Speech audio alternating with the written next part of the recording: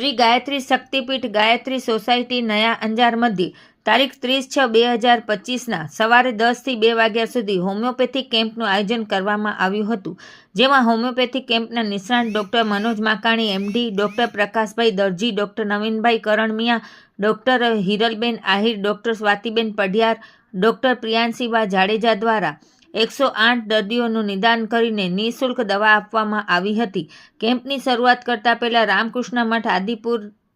શ્રી મંત્રેશાનંદજી મહારાજ, રામસખી મંદિરના મહંત કીર્તિદાસજી મહારાજ, અંજાર નગરપાલિકાના પ્રમુખ વૈભવભાઈ કોડરાણી, માજી પ્રમુખ લીલાવંતીબેન પ્રજાપતિ, વિરોધ પક્ષના નેતા રાજેન્દ્રસિંહ ટી જાડેજા, શ્રી ગાયત્રી શક્તિપીઠના ટ્રસ્ટી હસમુખભાઈ માથકિયા, ડૉક્ટર મનોજ માકાણી અને તેમની ટીમ દ્વારા દીપ પ્રાગટ્ય કરીને કેમ્પની શરૂઆત કરવામાં આવી હતી। ત્યારબાદ પધારેલ સંતો અને અતિથિ મહેમાનોને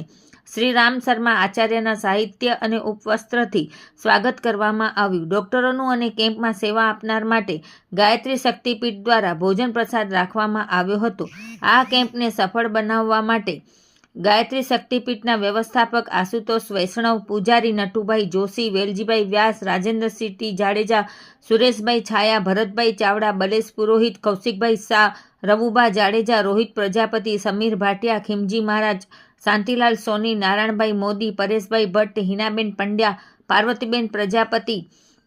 વગેરેએ જહેમત ઉઠાવી હતી। દર્દીઓએ ગાયત્રી શક્તિપીઠનો આભાર માન્યો હતો કે અવારનવાર આવા સેવાના કાર્યો કરો છો, તે બદલ આ કેમ્પની આભાર વિધિ રાજેન્દ્રસિંહ ટી જાડેજાએ કરી હતી।